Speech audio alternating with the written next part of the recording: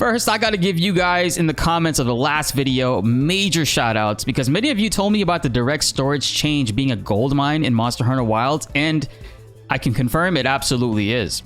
That combined with Optiscaler has been a night and day difference in Monster Hunter Wilds for me. We're getting over 85 to 90 frames consistently playing online with other people. And if you're curious, this is not a mod. This is an actual official Microsoft file that you can get from other games and put it in here, and it's not counted as tampering. So I'll be linking this down below in the description if you want to check it out. We have two different ways on how you can obtain this. You can get it from Nexus Mods. Shoutouts to the modder Derek's2094. They uploaded this and packed it in pretty nicely in order for us to just drag and drop it. But if you're uncomfortable downloading stuff from Nexus Mods, don't worry. You could actually pull this from another game, and I'll show you guys how to do that. So first things first, we're gonna go to this link. We're gonna click Files, and we're gonna go and download this. It should not take long at all. Remember, you need an account in order to download from Nexus Mods. It's a 900 kilobyte file, not even 1 megabyte. So let that finish. Okay, and we're gonna click on that. We're gonna open it up, and you'll see it's two files, which if you've been messing with your Monster Hunter Wilds directory, you've seen these files before. So now we're gonna go to Steam. We're gonna right click Monster Hunter Wilds, go to Manage, Browse Local Files, and it's gonna open up the game's directory right here for us. I do recommend you back these up, and you should get into the habit of doing this whenever you're modding something. You're going to take the DirectStorage DLL in your Monster Hunter Wilds original directory and the DirectStorage D storage core, and you're going to copy both of these and make a little backup directory for them. So I got those right there. If you want to download it from Nexus Mods, you can click on the directory right here directly from Microsoft. Shoutouts to the modder for posting this for us. So now that you backed up your file, all you got to do is go into the new one that you just downloaded. You're going to take both of them, drag them in here. It's going to ask if you want to replace it. Say yes, and that's it. You're done. If you found any of these tips helpful, hit that subscribe button and notification bell to help raise that 38% even higher. And also so you don't miss out on any other content. We got a cool bunch of end game stuff coming your way, and I can't wait to share it with you guys. I highly recommend everybody try this out because it seems that no matter what rig it is that you're running, everybody's running into the issue when anytime you move the camera or turn the camera around, your game is constantly stuttering and loading things up in the background constantly. So updating these files seemingly fixed that, and overall when I move my camera around, it's really smooth, completely smooth compared to before, and I see way less pop-ins that I did. And crazy enough, this is the second major developer that has had the same exact issue. Final Fantasy VII Rebirth released a couple of weeks ago, and it had the same exact problem where the direct storage files they launched with was a completely older one. But if you look at Final Fantasy VII Rebirth now, they updated the game recently. So if you have Final Fantasy VII Rebirth, you could take the direct storage from it and put it in Monster Hunter because it's the same file. But you'll see it's actually using version 1.22407.1501. Let's highlight the one in Monster Hunter, and it's the same exact file. Just in case, make sure you back up your original ones. Even though they're outdated, you never know. And I highly recommend trying these out, guys. It's been a game changer for me, absolutely, especially combined with Optiscaler, which if you want to learn how to install Optiscaler, I actually posted a video about that yesterday. You could skip towards that timestamp. I'll link it down below so you guys can check it out and get that installed for you. In my opinion, Optiscaler runs way better than the DLSS to FSR frame generation and does the same exact thing. There's just a few more steps with it, but it's very generally easy to set up and also easy to remove. The RE Framework team, shout outs to them. They've been working overtime, man. Monster Hunter updated this morning at 4 o'clock in the morning. I was awake and playing the game when it happened. And within 3 hours, 7:32 a.m., they actually went ahead and updated it to fix it. So this is going to be a regular thing. As soon as Capcom updates Monster Hunter Wilds, it'll make some of our previous adjustments not able to work. And RE Framework team is on top of it seems, and they've gone ahead and they updated it, and I've installed this one and it's been running really smooth. I tested out the old one and my game did crash on me, but on this one I've been playing for about 4 hours today, no issues whatsoever. So if you guys are watching this, I highly recommend you download this if you already had the previous one or you haven't installed this one yet. And seeing as how this game is in dire need of optimizations from the developer itself, you can expect for Capcom to constantly be updating it. So stay tuned and keep this page safe. Now, there's also another fix that I've been messing around with, and I've been finding some pretty good success and more frames with it as well. And that is changing the Nvidia Streamline files for DLSS 4. This is if you're using DLSS 4 within Monster Hunter Wilds. If you don't know how to do that, check the last video out. I show you guys how to do it in multiple ways. Shout out to the modder for uploading this and getting these files for us. Again, this is mainly if you're using DLSS 4. You don't want to be doing this if you're not using, or if you're just not even using DLSS at all. There's no point in doing it. Where you're going to open it up and it's going to contain these files that say SL. And if you open up Monster Hunter Wilds' directory and you scroll all the way down, you'll see those same exact files are down here. Now, I've already updated mine, but again, I recommend if you're going to do this, take all of these files. It's 6 of them. You're going to take them, copy them, and back them up in a backup folder somewhere, wherever you want to keep it safe. I got mine already backed up in my Monster Hunter folder right there. So now we're going to take these and we're going to drag them in here. It's going to ask you want to replace these files. You're going to click yes. So far, I got to say, in my experience, I've been messing around with these for a couple of days now.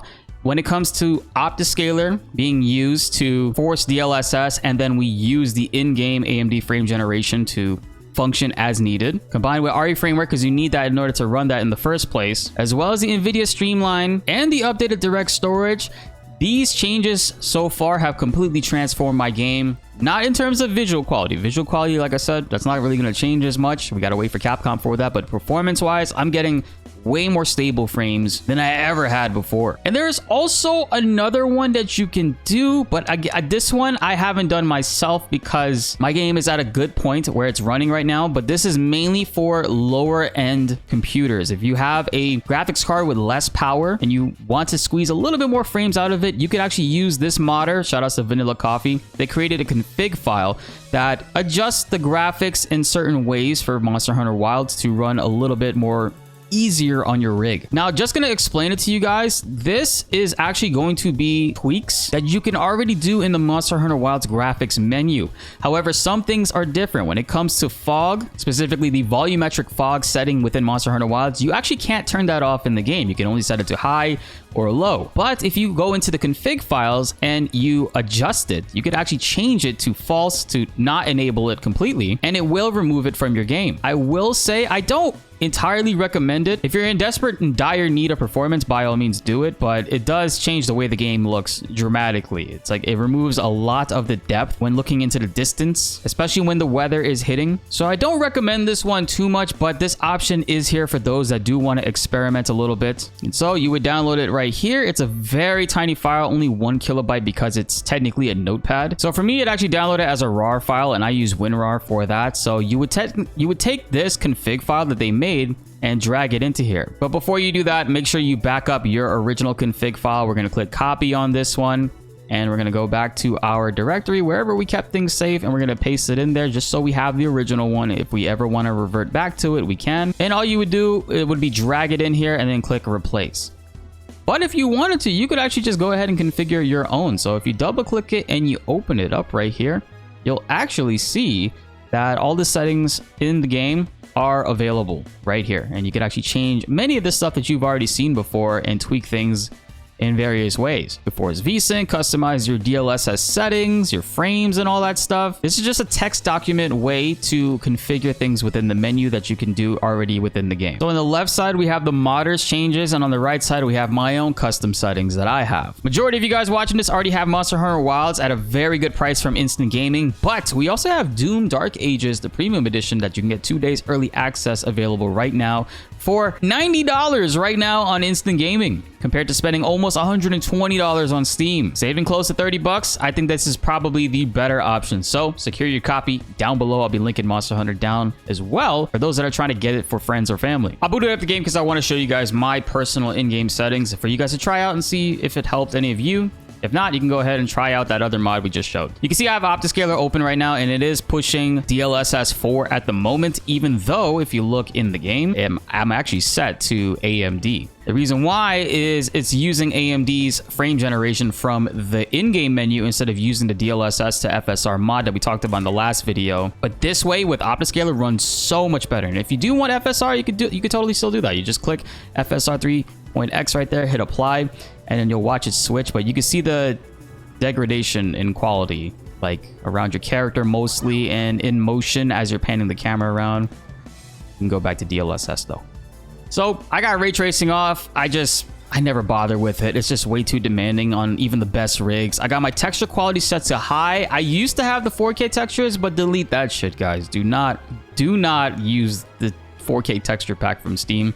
It'll be good when the game is more optimized, but as of right now, the game is not optimized, nor is it loading in textures and assets properly, so there's no point in using that. You're just losing frames for the sake of losing frames. So I got it on high, but you can try out medium and whatever else. I lowered the texture filtering quality. I didn't notice too much of a difference between 16 to 8, so I just went down to 8 because why not?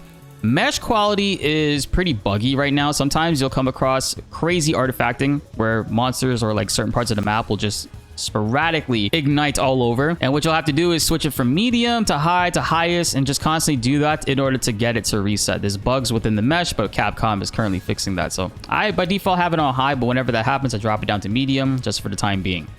For quality, I have it on low. Really, I'm just trying to get as much frames as possible, you know. This stuff I have over here, I don't think I changed anything too much on this, and maybe shadow quality. Yeah, from highest to high, shadows can be very demanding in games, so I tend to lower them if it's possible. What'll make a big difference for a lot of people is ambient occlusion. If you turn this off or put it on medium, you might get better performance, but I don't mind it on high, so I just keep it on there. And then the final page, I have bloom set to low. I got motion blur off, vignette effect is off. I mean, that just the screen, see how it gets darker around the corners? I don't really like that, so I turned that off. I like that it's an option. Some games don't allow you to turn that off. Screen space reflection definitely affects a lot when you're around water, so depending on whatever region you're in, try turning it off, experiment with it, see how you like it. And then the only other thing I adjust is volumetric fog, low or high. Like I said, the only way you could truly turn this off is if you do it from the game's config files that we showed previously.